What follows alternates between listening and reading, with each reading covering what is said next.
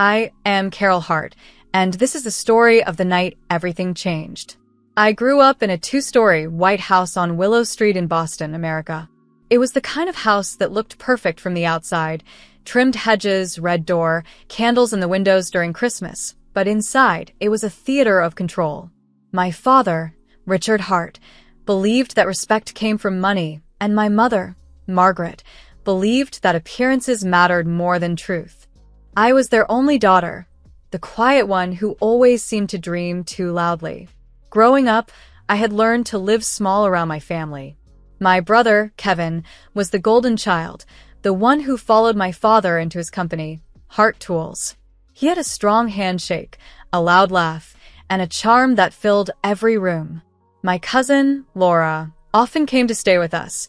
She was the only one who really listened when I talked about my ideas, my wish to build something of my own, something that didn't have my father's name stamped across it. But my parents never took my ambitions seriously. To them, success came in suits and company titles.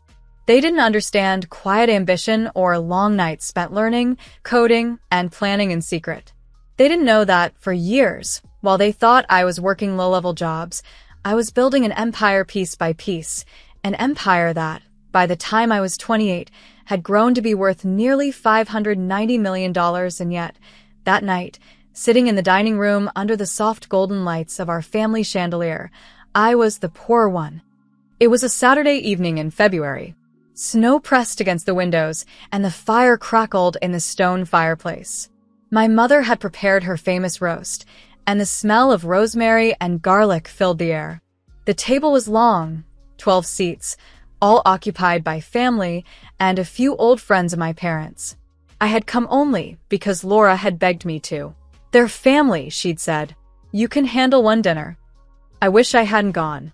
The conversation had started politely enough: business, politics, and travel. My father spoke about his recent meeting with suppliers from Cleveland, and my mother complained about the rising cost of fresh flowers. When the wine began to flow, so did the laughter, the kind that carries a sting beneath its surface. My father leaned back in his chair, glass in hand, and said, "You know, my Carol still hasn't found her path. She's our dreamer, but not much of a doer." Laughter rippled around the table. My cheeks burned. My mother added, with that half-smile she wore when she wanted to seem kind but wasn't, "Oh, she's just waiting for the right moment, aren't you, dear?" I stared down at my plate. My fork trembled slightly as I picked at the vegetables. I wanted to shout, "You don't know anything about me." But I said nothing. Years of silence had trained me well. Then one of my father's business friends, a man named Charles Weller, smirked and said, "Richard, maybe you should give her a job at Hart Tools. She might finally make some money then." Everyone laughed. Even my mother. Even Kevin. Something inside me cracked. I looked up, meeting my father's eyes. "You don't have to worry about me," I said quietly.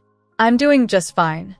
"Oh, really?" my father said, still smiling, clearly enjoying himself. "And what is it you do again? Freelance design?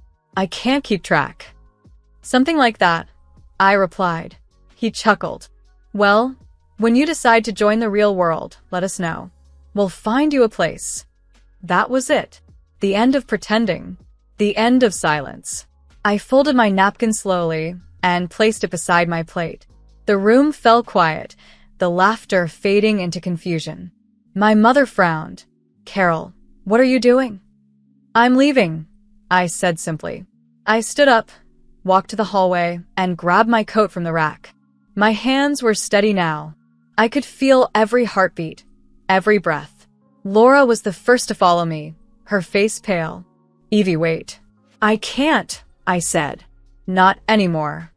She nodded, her eyes soft with understanding. "Then promise me you'll text me when you're safe." "I will." I walked out of that house into the freezing night, the snow crunching under my boots. The cold hit me like a truth I had been waiting to feel. I got into my car, an old black Audi I had bought years ago, and started the engine. The house glowed behind me, warm and golden, like a world I no longer belonged to. As I drove away, Boston blurred in my rearview mirror. The streets were quiet, streetlights flickering in soft halos on the snow. My hands gripped the steering wheel tightly, but inside, I felt something I hadn't felt in years: freedom. Halfway to New York, I stopped at a gas station on the state line. I bought a cup of coffee, bitter and too hot, and sat in the driver's seat for a while. My phone buzzed. A message from Laura. "Are you okay?" "Yes," I typed back. Better than ever. Then I opened another app, one only I had access to. The dashboard of Northlight Holdings. My empire. My hidden world. Numbers filled the screen. Balance sheets, property reports, investment portfolios. It was real. Every cent, every line of code, every deal made under the radar. My company had quietly acquired small firms across America, tech startups in Seattle, a design agency in Chicago, renewable energy group in Denver. I had even bought a modest share of a real estate development in London. The returns had multiplied faster than I could have dreamed. I looked at the total value displayed on the screen. $590,436,220.84. And yet, to my parents, I was the poor one. I laughed then, softly at first, then louder until tears slipped down my face. Not from sadness, but release. Years of quiet hard work, all hidden under their noses. They had humiliated me in front of their friends, mocked me for not being what they expected, and all the while, I had built something larger than their imaginations could hold.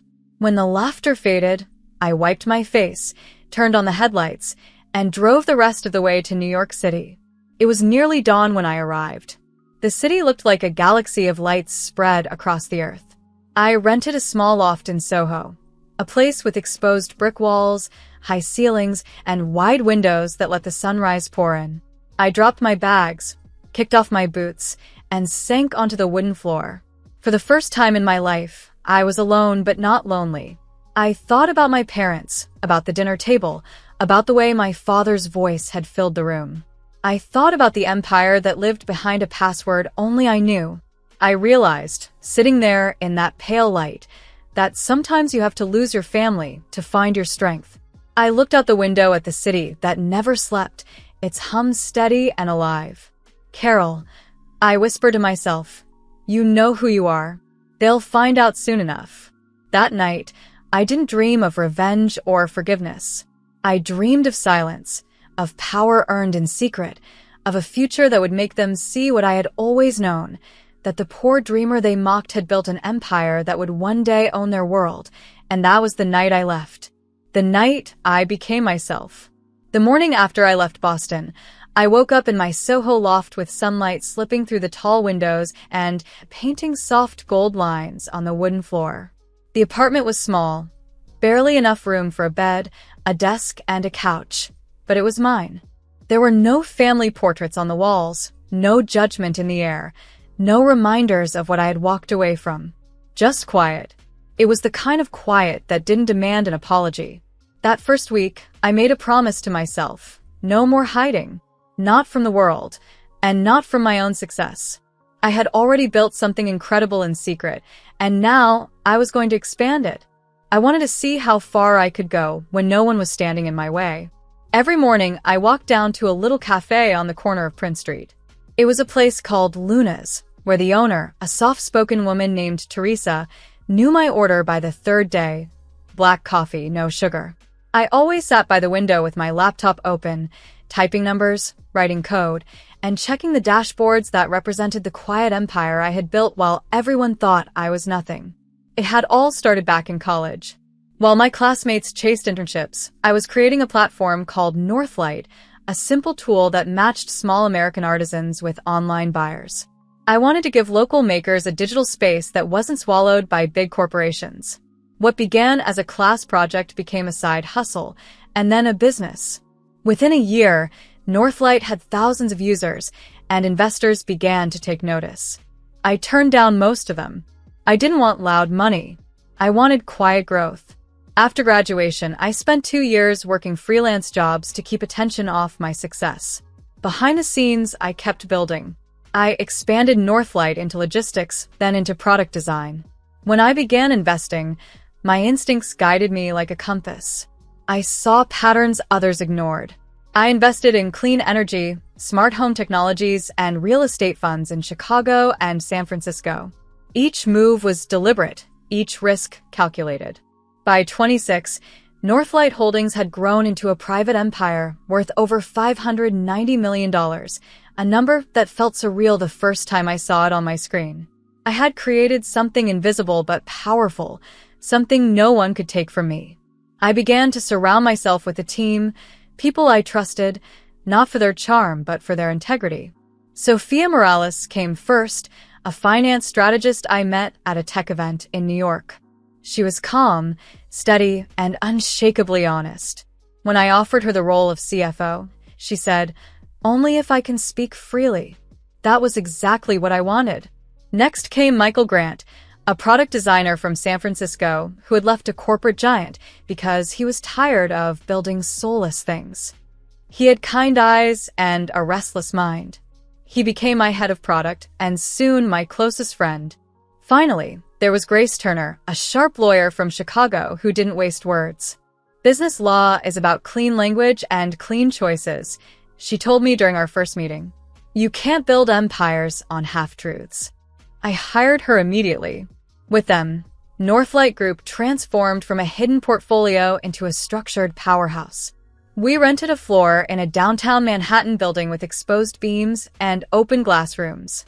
I kept my office simple. Oak desk, no nameplate. I still signed everything as E. Hart. No one outside the company knew my full name, and I liked it that way. We grew fast because we paid attention to the little things. We returned calls. We paid vendors early. We never overpromised. Every contract was delivered as written. In a world of noise, we were quiet and precise, and that quiet earned us trust. I'll never forget the first time a major publication mentioned us. It was the Financial Herald, a respected business newspaper.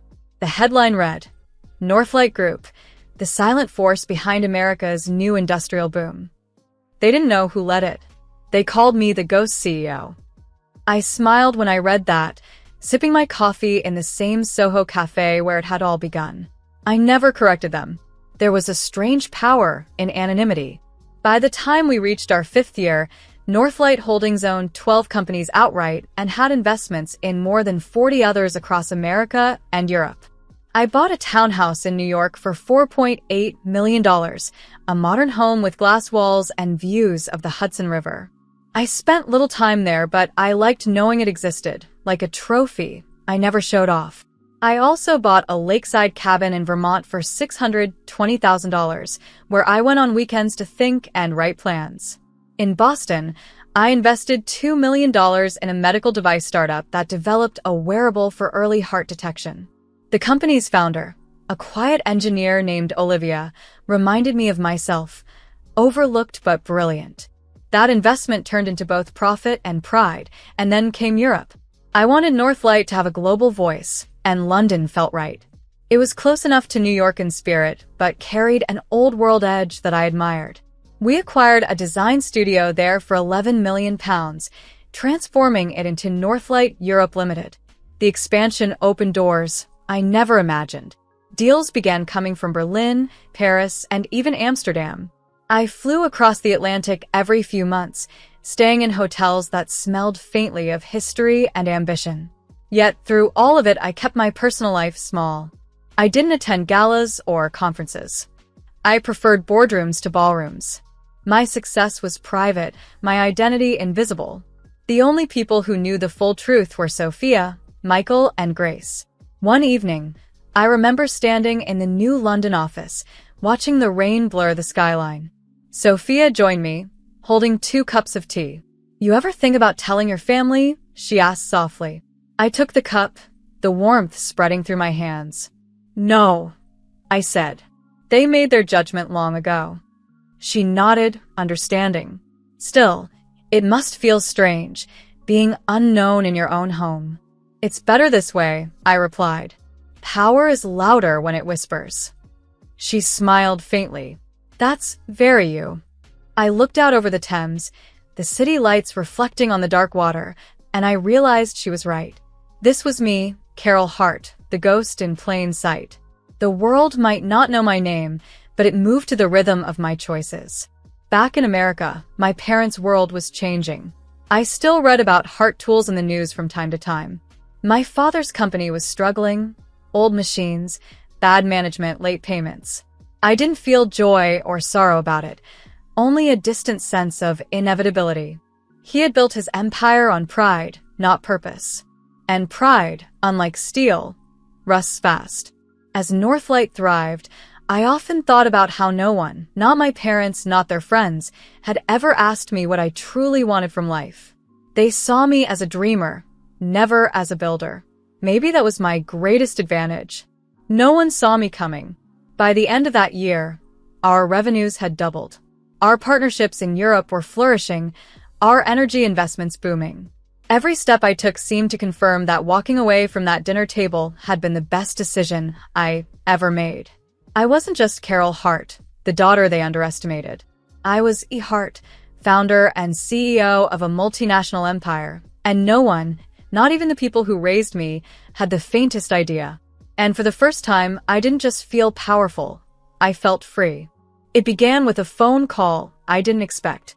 It was early autumn in New York, the kind of morning when the air smelled like rain and ambition. I was reviewing a proposal for a new wind energy venture in Texas when Sophia walked into my office. Her usually calm face looked pale, and she was clutching her tablet like a lifeline. "Carol," she said quietly, "I think you should see this." She handed me the screen. A headline stared back at me from the American Business Journal. Heart Tools faces bankruptcy amid recall and mounting debt. For a few seconds, I couldn't breathe.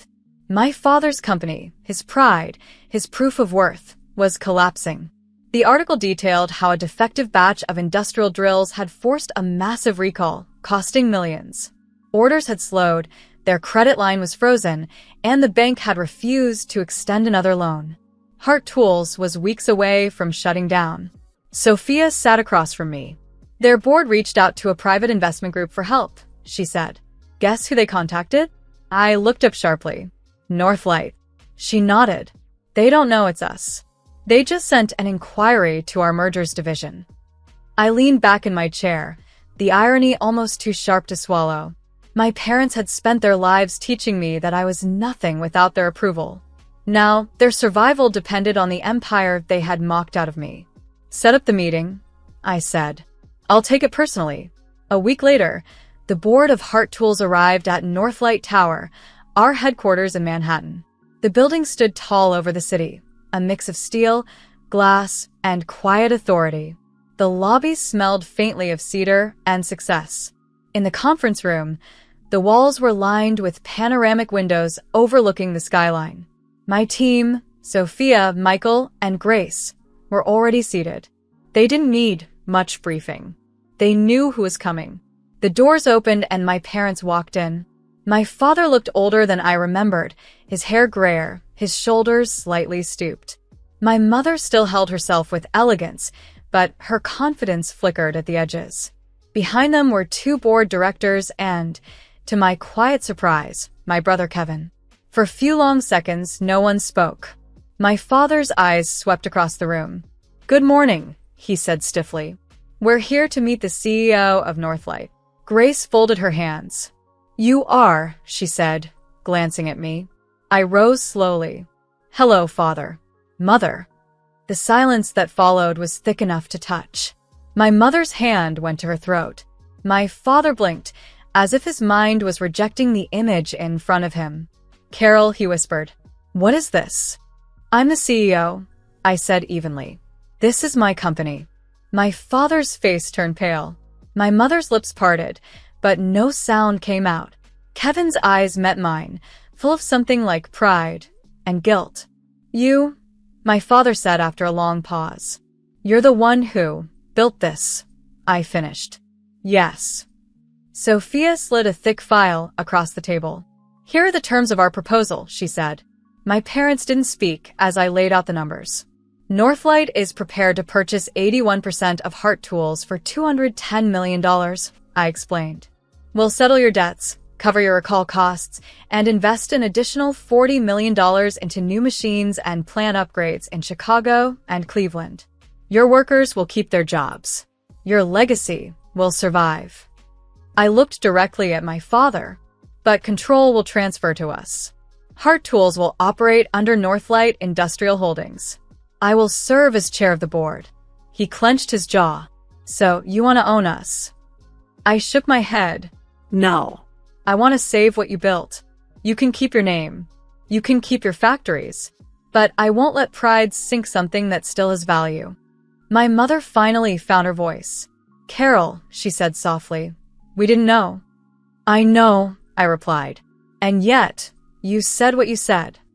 Her eyes welled up. We were wrong. Grace's tone cut through the emotion. Mr. and Mrs. Hart, time is not on your side. If you don't accept within 5 days, your bank will repossess the assets. My father looked down at the table, his hands trembling. I saw in him the man who had once seemed invincible to me, now fragile, cracked, human. After a long pause, he said, If we agree, does that mean you'll forgive us? The question landed like a glass breaking. I closed the file in front of me and stood. This isn't about forgiveness, I said. This is business. The deal closed that Friday at 4 p.m. The bank debt was paid and ownership transferred. Within hours, Hart Tools became part of my empire. I signed the final document, my name, Carol Hart, in clean, confident strokes across the bottom of the page. When it was done, Sophia smiled faintly. It's over, she said. No, I replied. It's just beginning. That weekend, I flew to Chicago to visit the main plant. The workers greeted me with cautious respect.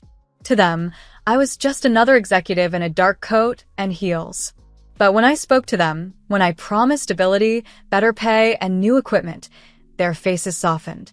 One older man, a foreman named James, shook my hand firmly. Thank you, ma'am, he said. Your father was a good man.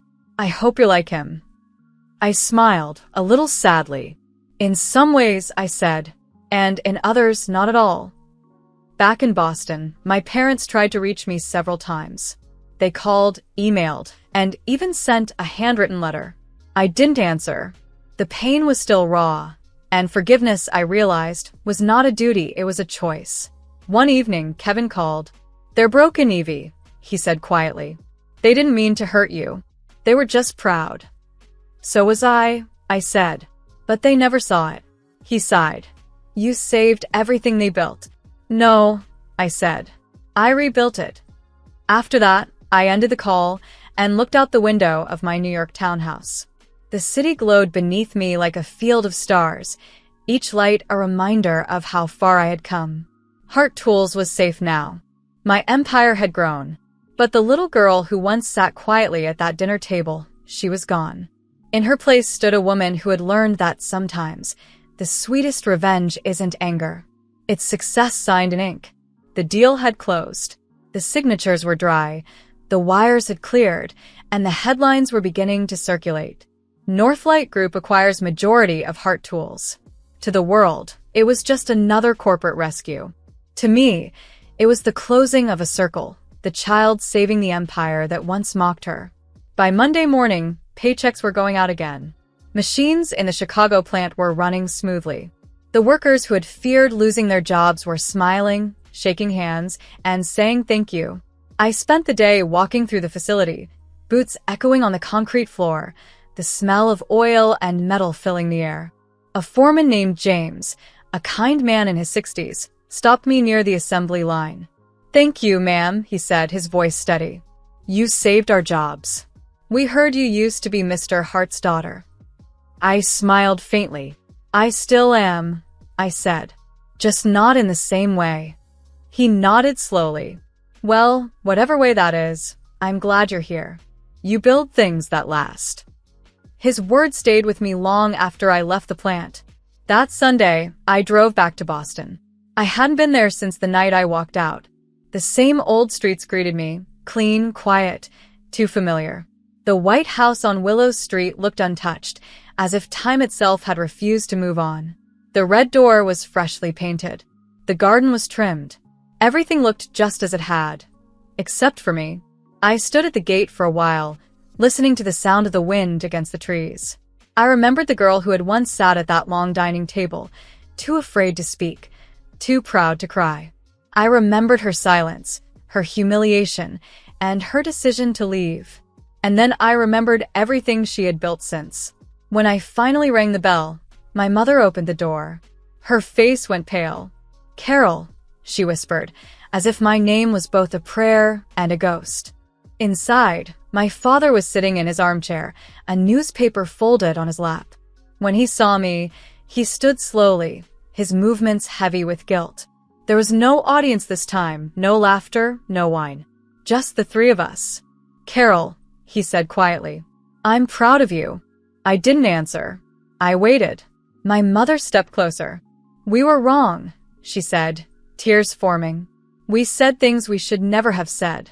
We thought we were protecting you, but we were just protecting our pride. Please forgive us."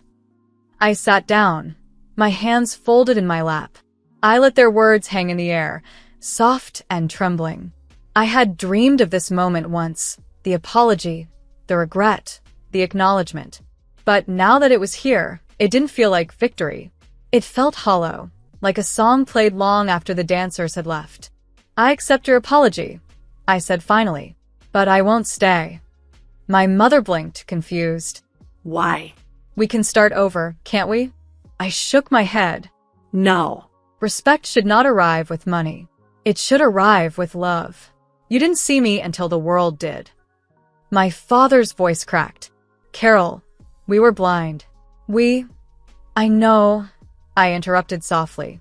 "And blindness doesn't make you cruel, but pride does." The silence that followed was heavier than anger. I stood up, smoothing my coat. My mother tried to reach for my hand, but I stepped back. "I needed your faith when I had nothing," I said. "Now that I have everything, I don't need your approval." I walked out of the house, without looking back. The gate creaked as it closed behind me, the same sound it made the night I left. Only this time, I wasn't running away. I was walking forward. In the car, the city faded behind me. The sky stretched wide and endless over America, painted in soft blues and golds. Somewhere in New York, Sophia and Michael were preparing Monday's strategy report. In Chicago, new machines were humming to life. In London, Grace was finalizing a partnership deal worth millions of pounds. My empire was breathing, moving, alive. For a long time, I drove in silence. The road stretched ahead, clean and open, like my life now, mine alone. I thought about forgiveness, about what it meant. I realized it wasn't something I owed them. It was something I might never give, and that was fine. Some wounds don't close. They just stop hurting. I had chosen my path. Not revenge, not reconciliation, but freedom. That night, as I reached my townhouse and looked out over the glowing skyline of New York, I felt a calmness I had never known before. The woman who once whispered her dreams in secret was gone. In her place stood someone stronger, someone who had built her own world, brick by brick, deal by deal, choice by choice. This is my story. I wrote it myself, and I am still writing it.